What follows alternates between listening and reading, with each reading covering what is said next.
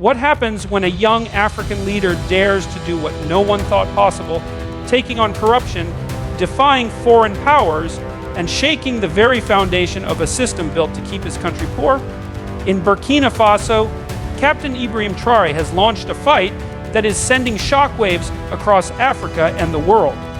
But will this bold crusade for justice bring freedom, or unleash even greater battles ahead? Burkina Faso had long suffered under a system where corruption was normal. For decades, officials enriched themselves while ordinary people struggled. Resources that could have built schools, hospitals, and roads vanished into private pockets. This culture of corruption weakened trust in government and created deep anger among citizens. When Ibrahim Traoré rose to power, he knew this was the heart of the problem. He promised that corruption would no longer be tolerated. His approach was bold. Instead of starting slowly, he targeted the most powerful figures first. This sent a clear signal that no one, not even generals or ministers, was above the law. One of his first moves was to order audits of state institutions. These audits revealed how money meant for development had been misused. Contracts were inflated, projects left incomplete, and funds quietly stolen. By exposing these practices, Traoré showed the people that change was real. But exposure was only the beginning. He also removed senior officers and politicians who had long controlled resources. Some were arrested, others dismissed, and a few fled the country. This broke the network of protection that had allowed corruption to survive for years. For the people, these actions restored hope. Citizens had often believed that leaders would never punish the powerful. Seeing generals and ministers held accountable gave them confidence that justice was possible. It also inspired young people who saw Traoré as a leader unafraid of risk. The impact went beyond symbolism. With stolen funds being recovered, money could now be redirected to urgent needs. Schools received supplies. Hospitals gained equipment. Infrastructure projects restarted after years of delay. This shift made ordinary citizens feel the reforms directly in their daily lives. However, fighting corruption also created enemies. Those who once benefited resisted quietly. Some tried to undermine reforms through bureaucracy. Others spread rumors to weaken public trust. But despite this, Traoré pushed forward, determined not to compromise. International observers also took notice. Western governments and organizations had long worked with corrupt elites to secure deals. Now, with contracts under review and funds reallocated, they grew uneasy. But Traoré's popularity at home gave him the strength to resist outside pressure. His fight against corruption was not just about punishing individuals. It was about changing a system that had rewarded greed for decades, a system that had left citizens powerless and poor. By breaking it, Traoré aimed to create a foundation for real national progress. Burkina Faso is rich in gold. Its soil holds vast reserves that could transform the nation's future. Every year, billions of dollars worth of gold leave the country, but the people who live on this land remain among the poorest in the world. This is the paradox. A nation blessed with wealth, yet trapped in poverty. Gold should have been a blessing. Instead, it became a curse. For decades, international companies controlled most of the mines. They signed contracts with local officials that heavily favored foreign interests. The state received only a fraction of the profits. Corrupt leaders accepted bribes and looked away. Ordinary workers toiled in dangerous conditions. They earned barely enough to survive. Meanwhile, planes carried Burkina Faso's gold overseas, enriching others. The nation's own people gained almost nothing. This unequal system fueled frustration. Citizens saw their resources stolen in front of them. They watched elites live in luxury while villages lacked clean water. The injustice was clear to everyone. When Traoré came to power, he placed gold at the center of his reforms. He declared that Burkina Faso's resources belonged to its people. He promised to review contracts and end deals that exploited the nation. This was a radical shift that shook both local elites and foreign companies. Audits revealed shocking numbers. Some mines reported only a small fraction of their true output. Taxes were unpaid. Profits were hidden through accounting tricks. Billions had slipped through the government's hands over the years. Traoré acted quickly. he suspended questionable agreements. He ordered investigations into how contracts were signed. He demanded that companies pay fairer shares. These moves sent ripples far beyond Burkina Faso. Inside the country, people began to dream again. The idea that gold could finally build schools, hospitals, and roads gave hope. Communities imagined a future where children did not go hungry while wealth left the soil beneath their feet. But the changes also created tension. Foreign investors worried about losing profits. Some governments warned of instability if contracts were canceled. Pressure mounted on Traore to back down. He refused. Instead, he doubled down on the principle of sovereignty. He declared that Burkina Faso would no longer be a land of exploitation. Its natural wealth would fuel its own development. This stand inspired many across Africa. Other nations with similar struggles saw in Traore a symbol of resistance. A leader daring to say no to a system that had drained the continent for decades. Yet, the battle over gold is far from over. It touches every layer of power, local elites, foreign corporations, and global institutions. For Traore, controlling gold is not just about money. It is about dignity, independence, and the right of a nation to decide its own future. Burkina Faso's fight against terrorism has defined its recent history. For more than a decade, armed groups linked to Al-Qaeda and ISIS spread violence. Villages were burned, markets destroyed, and thousands of people forced to flee. The army was supposed to defend the people, but years of corruption and mismanagement left it weak. Soldiers lacked equipment. Morale was low. Commanders often cared more about their own wealth than protecting civilians. This failure created anger across the nation. Citizens felt abandoned by their own government. Communities took up arms themselves, forming self-defense groups. But without strong leadership, insecurity only grew worse. When Ibrahim Traoré seized power, he promised a new approach. He said the fight against terrorism would be his top priority. Unlike past leaders, he refused to rely solely on foreign forces. He insisted that Burkina Faso's army must defend its own people. One of his first steps was reorganizing the military.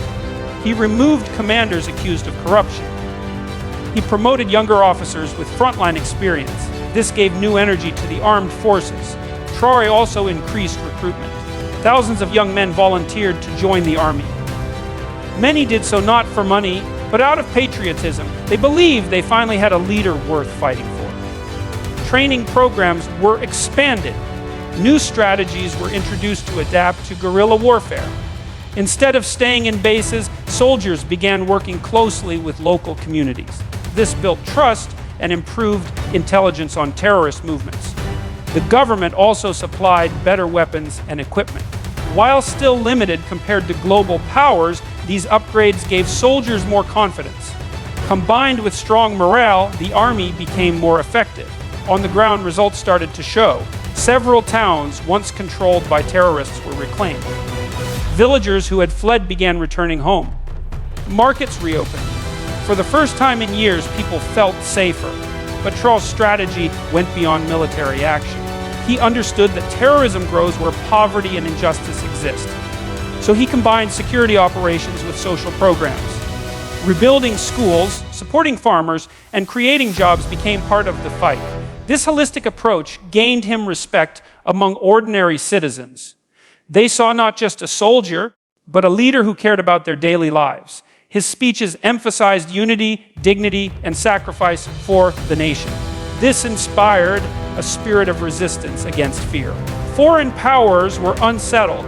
They had long presented themselves as the only solution to terrorism in Africa. Now, Traoré showed that African nations could defend themselves. His decision to reduce reliance on external forces was a bold statement of independence. Still, challenges remain. Terrorist groups are not defeated. They continue to attack, adapt, and seek to destabilize the country. The fight is long and dangerous, but under Traoré's leadership, the people of Burkina Faso feel that, for the first time, victory is possible. Education has always been a dream for the people of Burkina Faso. But for decades, that dream remained out of reach for millions. Classrooms were overcrowded. Teachers were underpaid. Many children studied under trees without books or desks.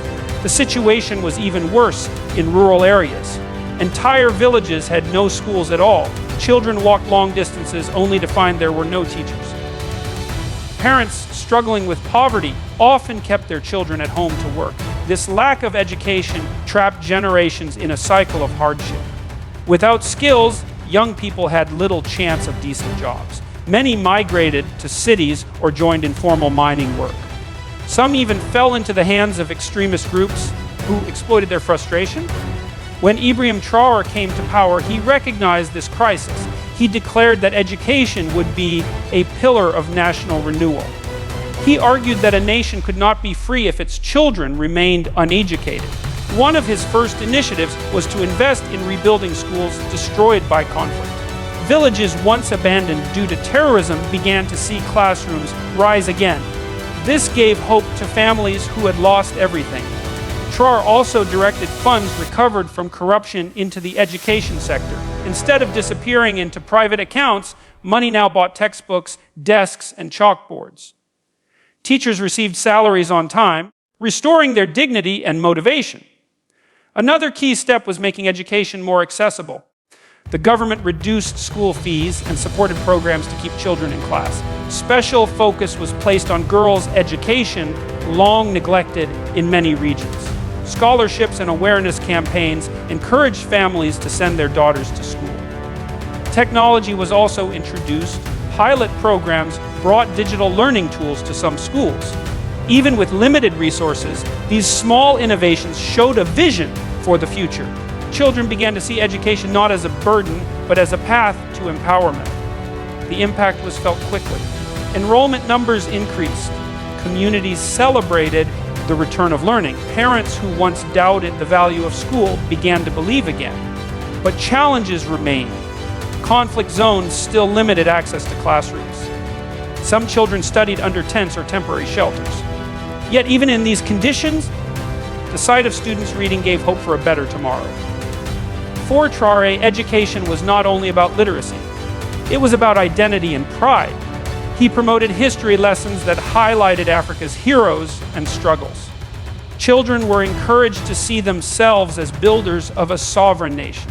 This shift in focus inspired confidence in the youth. They no longer saw themselves as powerless victims of poverty.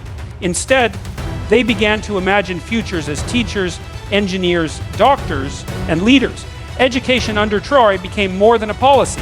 It became a movement to rebuild Burkina Faso from the ground up, a movement to give every child the tools to shape their destiny. Burkina Faso's healthcare system has long been one of the weakest in the region. Hospitals were few, and many villages had no clinics at all. People traveled hours on foot just to see a nurse. Medicines were scarce, and prices were too high for the poor. Mothers often gave birth without medical assistance. Children died of preventable diseases.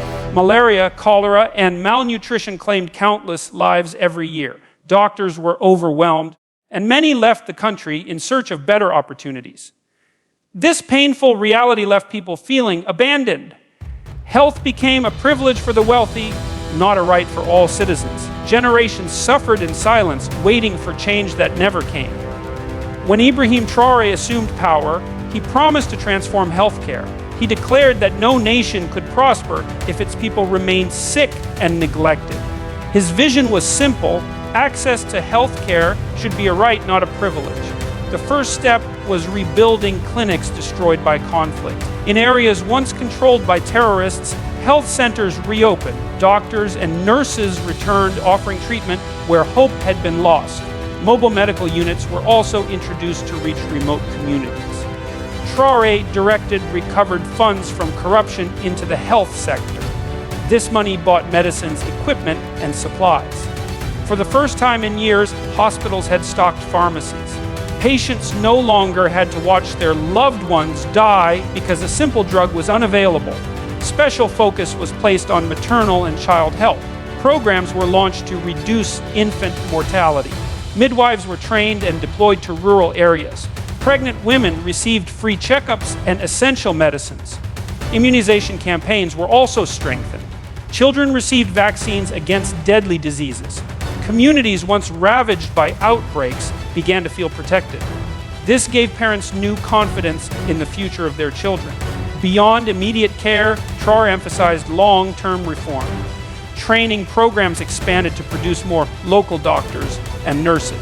Scholarships encouraged young people to study medicine. The goal was to reduce dependency on foreign aid and build a self-sufficient system. Partnerships with neighboring countries also played a role. Agreements were signed for medical exchanges and emergency support. This regional cooperation created a stronger safety net for Burkina Faso's people. Health awareness campaigns reached villages and towns. People were taught about hygiene, nutrition, and disease prevention. Communities began to see healthcare not only as treatment, but as protection. These changes restored faith in the state. For the first time in decades, people believed their government cared for their lives. Hospitals became symbols of national renewal. Doctors and nurses became heroes in the eyes of citizens. The transformation of healthcare under Traore was not just about medicine. It was about dignity. It was about giving every citizen the right to live a healthier, longer life. It was about proving that a nation once forgotten could rise again through care and compassion.